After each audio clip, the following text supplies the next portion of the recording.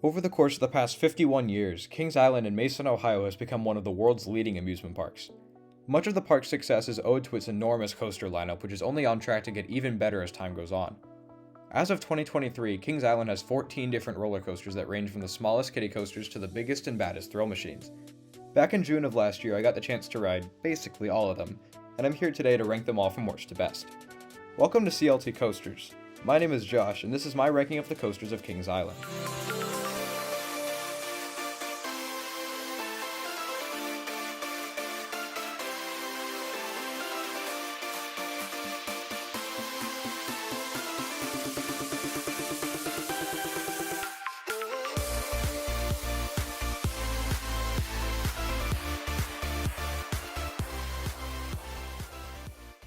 A quick honorable mention goes to the Great Pumpkin Coaster.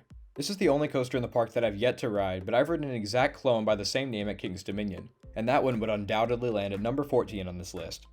As for the ride itself, it's nothing more than an oval, standing less than 10 feet tall and not even reaching 200 feet in length, so yeah, not very interesting at all. Moving on. The first real entry on the list at number 13 is Flying Ace Aerial Chase. This was the original Vekoma suspended family coaster, dating back to 2001, and unlike some of its clones across the world, this one is actually tolerable. The version at Kings Island is just as shaky as its reputation suggests, but its over-the-shoulder restraints actually aren't too bulky, so you won't get any headbanging or feel any pain otherwise. Compare that to something like Kitty Hawk at Carowinds. That version has much bulkier restraints, and it's a terrible ride. But Flying Ace is different. I wouldn't call it a good ride, but it's bearable, and at the very least it's something for the kids to enjoy. At the number 12 spot is Woodstock Express, which opened with the park way back in 1972. This is a junior wooden coaster from PTC, and these are a guilty pleasure of mine. Both the first and second drops have little bursts of floater airtime in the back of the train, and you can actually feel the airtime pretty well with those minimalistic busbar restraints.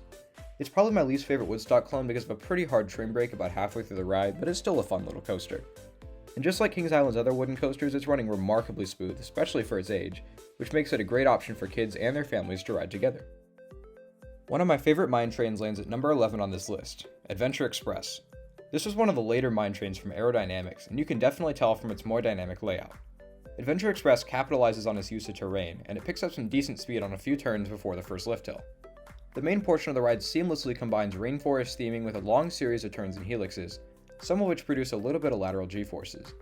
And that ending with the themed second lift hill is a really nice touch, even if its placement is hilariously bad. If the theming from the second lift was on the first one, it would be even better. But as it is, Adventure Express is still a really solid mine train. I just wish it was easier to take photos and videos of. At number 10 we have Invertigo, which is the last of the Vekoma Invertigo models left in the United States. On paper, this thing looks like a pile of garbage. It follows the same layout as the infamous Vekoma boomerangs, and the restraints, which are the same as those found on the old Vekoma SLCs, are ridiculously thick and bulky. But in all honesty, Invertigo isn't too bad. It runs pretty smooth for a 90s Vekoma, and while there's some headbanging on the inversions, it doesn't really hurt at all. It's also extremely intense. The most intense coaster at Kings Island by far. I caught it pulling 5.8 Gs on the backward vertical loop, and I came off barely being able to walk straight. I guess my biggest complaint is that the station looks like a prison, but that doesn't really make the ride any worse. So yeah, Invertigo's pretty decent, and it's fun to ride with friends because of those face-off seats. Just a stone's throw away is another coaster that hangs below the track, and it comes in at the number 9 spot. This is the Bat, and it's a ride that I wanted to like a little more than I did. It's an aero suspended coaster, one of only 5 left in the world, and it's great to have such a rare coaster in such good hands. It's just not what I look for in a coaster personally, but I can't deny that the Bat has its moments. The 70-foot first drop builds up some nice speed, and it's a really cool feeling to swing wildly through the trees around some pretty forceful bank turns. You can get a bit of headbanging if you're not careful though, so I'd recommend riding defensively.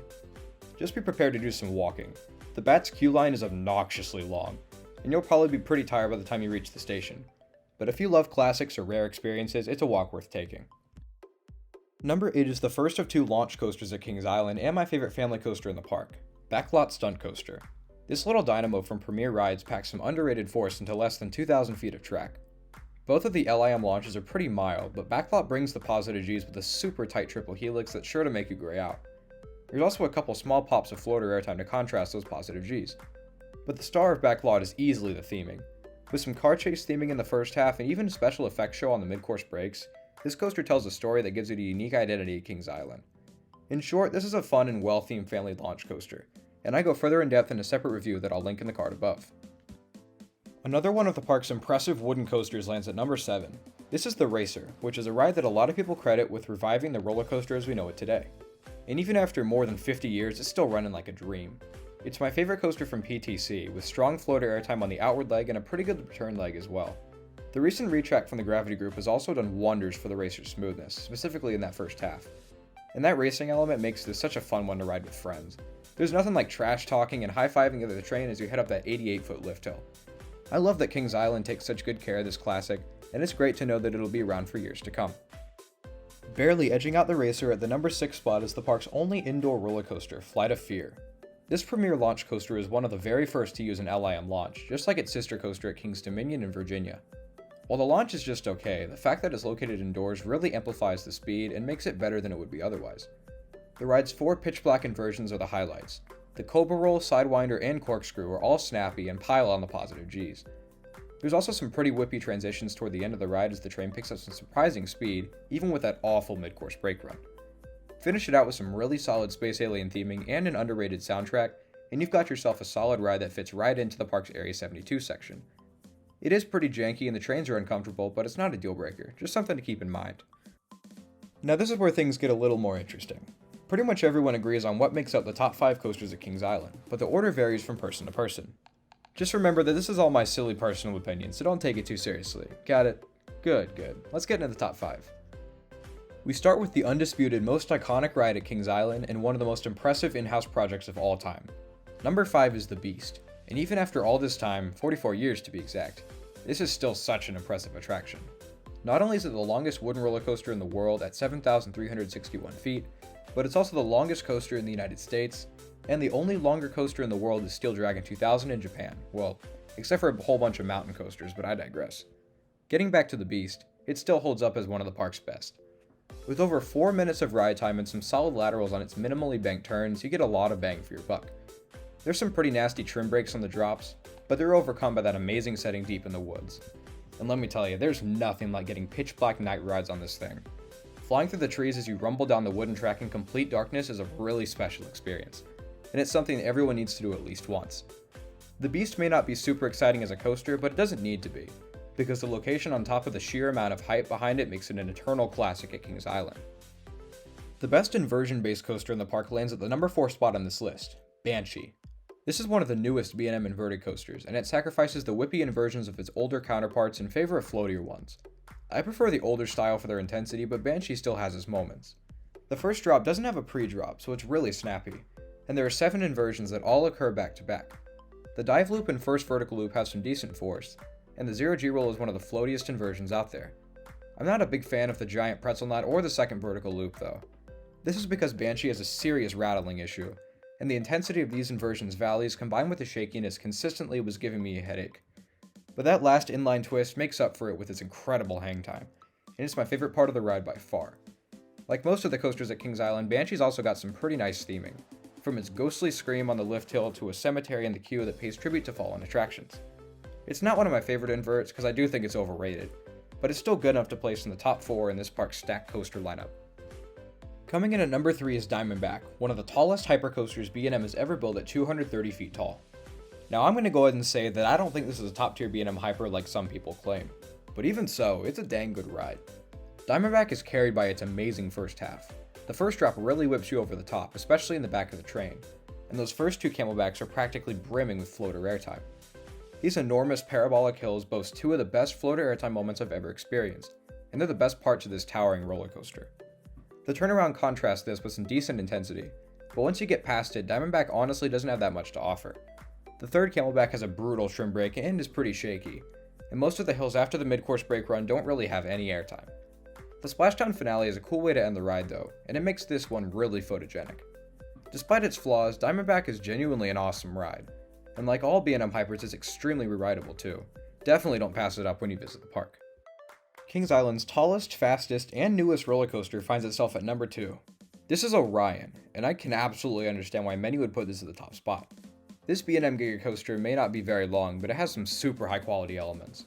The 300-foot first drop is one of the very best, and you'll be floating the entire way down. The rest of the ride is an alternating showcase of speed and various types of airtime.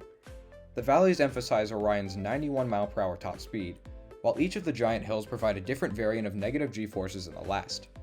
The giant wave turn gives right edge riders a dose of sideways floater, the speed hill sends everyone out of their seat with a strong and sustained moment of airtime, and the giant camelback dials things back with a weaker sensation of weightlessness.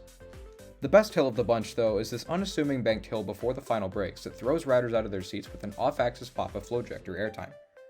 You'll also find a giant turnaround and a pretty mild helix for some variety and directional change, but the first drop and airtime moments are the clear stars of the show here. Orion is rounded out by its impressive outer space theming, complete with a pre-show and even its own designated soundtrack, which is just amazing. Everything blends together into an exhilarating and buttersmooth ride experience, and it's a huge crowd pleaser.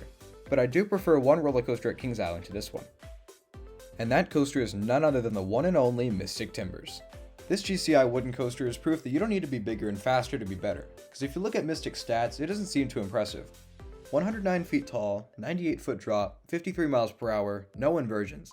So why does it claim my number one spot in the park? That all comes back to two things: airtime and pacing. From the first drop to the final brakes, you'll be constantly flying out of your seat as you speed over hill after hill, nearly all of which deliver with some fantastic moments of sustained floater airtime. Some of these hills also produce some solid lateral Gs as you're flung left and right with every change in direction. And with its smooth track work and comfortable Millennium Flyer trains, it's about as comfortable as a wooden coaster can get. Mystic Timbers' theming is equally as impressive. It's themed to a truck careening through the mysterious area occupied by the Miami River Lumber Company, and an audio recording on the lift hill sets up the story. This theming culminates in the arrival at the ride's final brake run, which takes place in a spooky shed.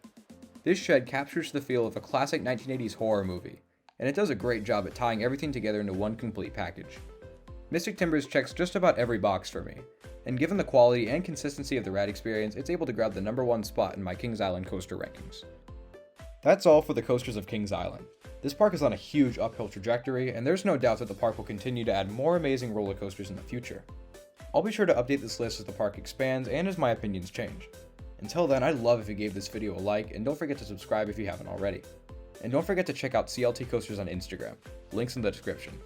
Thank you all so much for watching, and I hope you have a fantastic day. Take care, everybody.